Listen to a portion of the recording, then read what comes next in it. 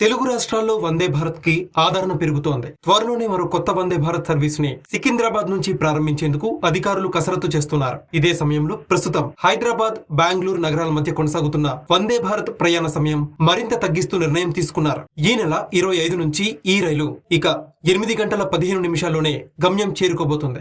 దీని ద్వారా ప్రయాణికులకి మరింత సమయం కలిసి రాబోతుంది. కాచిగూడ, యశ్వంత్పూర్ మధ్య రాకపోకలు సాగిస్తున్న వందే భారత్ ఎక్స్ప్రెస్ వేగాన్ని పెంచినట్టు దక్షిణ మధ్య రైల్వే ప్రకటించింది. ప్రస్తుతం హైదరాబాద్, బెంగళూరు నగరాల మధ్య వందే భారత్ లో ప్రయాణ సమయం 8 గంటల 30 నిమిషాలుగా ఉంది. ఇక 8 గంటల 15 నిమిషాల్లోనే గమ్యం చేరుకోబోతుంది. దీని ద్వారా ప్రయాణికులకి 15 నిమిషాల సమయం కలిసి రాబోతుంది. వేగం పెంపు నిర్ణయం ఈ నెల 25వ తేదీ నుంచి అమల్లోకి రాబోతుంది. ఈ సర్వీసు ప్రారంభ సమయం నుంచి ఆశించిన స్థాయిలోనే ఆక్యుపెన్సీ రేషియో అంచనాలకు తగినట్టుగానే ఉందని అధికారులు చెబుతున్నారు. తెలుగు రాష్ట్రాల్లో వందే భారత్ సేవలు ప్రారంభమై దాదాపు ఏడాది పూర్తి కావస్తోంది. తొలుత ప్రారంభించిన సికింద్రాబాద్, విశాఖ వందే భారత్ కి ఇప్పటికీ ఆదరణ తగ్గడం లేదు. అదే విధంగా సికింద్రాబాద్, తిరుపతి వందే భారత్ కి ఆశించిన ఆక్యుపెన్సీ కొనసాగుతోందని అధికారులు చెబుతున్నారు. ఇక కాచిగూడ, యశ్వంత్పూర్ వందే భారత్ కి మంచి స్పందన కనిపిస్తోంది.